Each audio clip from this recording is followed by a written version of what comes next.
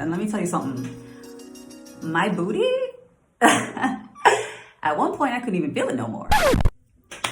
Hello and welcome back to my channel. My name is Makeda, and of course here we talk about life in Rwanda, all the different things to do, about culture, language, all of the things, and of course we also dabble in a few other things here and there. But today I'm going to be talking about a cycling experience that I had in my favorite part of Rwanda, which is Musanze. So if you want to hear more about that, go ahead and keep watching. So we're headed out on the road right now. In Musanze, we're going to go look for some activities. I think we're going to visit the cycling center, which is super close to where we're staying. So I'll take you along with us.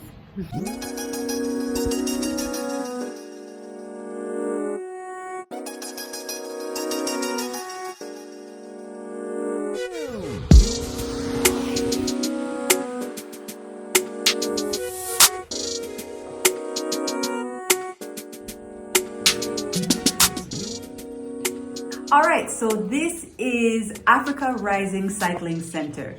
Now this place was actually founded and built by what we call Ferwasi, which is the Rwanda Cycling Federation. And we got a tour by Teo. Teo is a tour guide there at the Africa Rising Cycling Center, and he showed us all around the facilities. So here's where they train cyclists for competitions like the Tour du Rwanda or other big cycling events.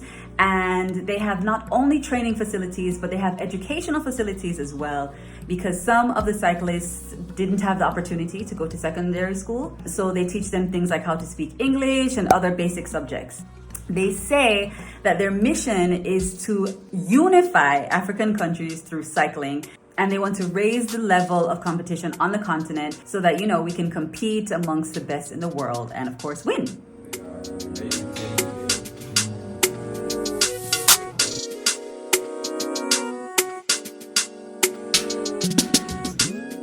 There are training facilities and workshop facilities, but there's also accommodations. So when these, athletes come to train and to actually start undergoing their hardcore training for these competitions, they stay at the place. So there's beds, there's rooms, there's everything that they need. But when it is an off season or when these athletes aren't training, regular people like me and you can actually go there and stay for really affordable.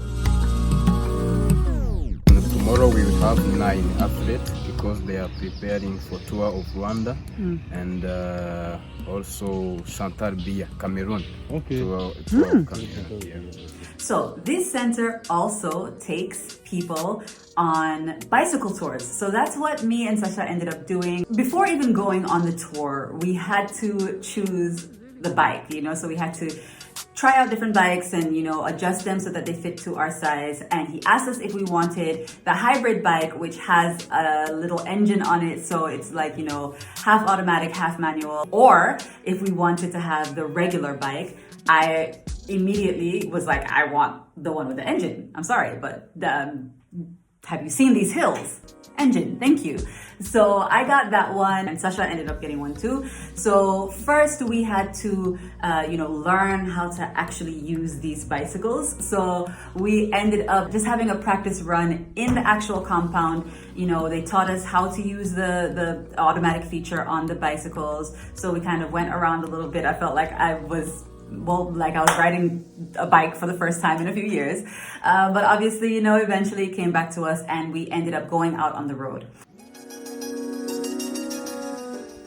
He charged us 10K to do the tour per person, and then a little bit more for his services, roughly $10 each to do the tour. So he said we could do either 2 hours, 4 hours, or 6 hours. And we chose obviously 2 hours because we are not fit, and this is Rwanda. I mean, everywhere is a hill. Everything is on a hill. So we knew it was going to be very, trying. So we were like, okay, let's just do the 2-hour tour just to go around and see, my favorite city a little bit more. So he told us that he was going to take us to somewhere with beautiful views and that we'd be going through the nearby communities, right? So it was really like small roads, not paved. So like, in the villages, and it was actually really beautiful. The only thing, well, there were a few things. One thing, it's not paved roads, it is dirt roads. And so that means that there are stones everywhere and dips and potholes and all sorts of things. And let me tell you something, my booty, at one point I couldn't even feel it no more. Like I had to just, I had to make the conscious decision eventually. I was like, yo, if I'm going to enjoy this, I just need to forget the fact that I have a bottom, because every single stone that I rode over, I could feel. And I don't know if it's because, when you're bicycling, you really do have to like feel comfortable on the saddle, like the seat, So I don't know if it was something about the adjustment or whatever, but I felt each and every bump on that road, baby. But the views were so beautiful that luckily I just decided to forget about my butt and just look around, and so that way we ended up having a good time. And then eventually, about an hour in, we managed to get to the road that was a bit smoother. So that was nice, but by the time we got there, Sasha actually got a flat tire. Luckily, there in the village, a lot of people ride bicycles to get around, so there was a very close by place that we could get that sorted out. But by the time that got sorted out, Sasha's bicycle's battery ran out. So then he had to start riding, and it was uphill from here, uphill. So he had to start riding without the engine. So by then we started to kind of like switch so that we could both feel, how it is to be on like a manual bicycle, like a regular bicycle, basically, riding uphill. And trust me, it was intense. And people who ride bicycles for their number one source of transportation, especially here in Rwanda with these hills and valleys, y'all are fit. No wonder like Rwandans do so well in these cycling competitions, like damn. But anyway, so we ended up finally getting to a place with beautiful views. So we stopped and we took some photos. So we have finally come to the place with the best views, although the entire thing has been pretty much amazing views. If you're thinking of doing this, listen to me breathing. If you're thinking of doing this, just know that it's an activity. You will be working hard,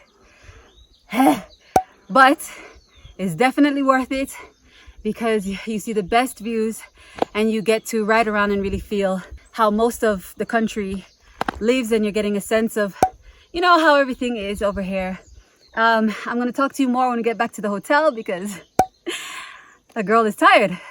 But first, just look at the view.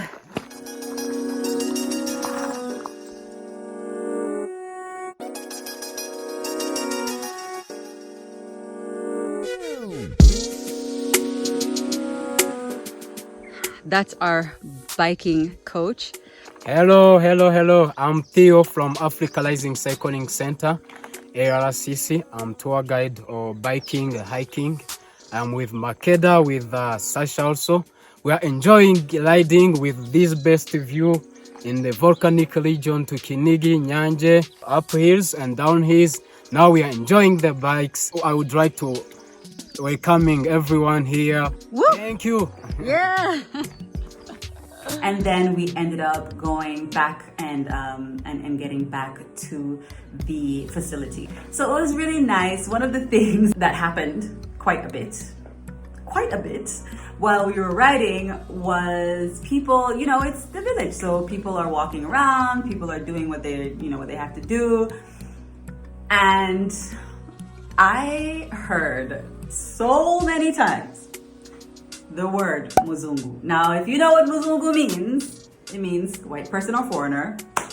If you've been to Rwanda, you've probably heard it many times. Even it can apply to anyone who's not Rwandan, basically. So I heard Muzungu so many times. So many kids said it, and I was like, no, do it. Do it when you're gonna kasi, baby. And we heard numugore a lot. So people were saying like, oh my gosh, it's a girl, which kind of told me like, clearly we need some more women out here cycling, because apparently, and I posted on Instagram and someone said this in my comments, they said that back in the days, it was kind of taboo for women to do things like riding bicycles.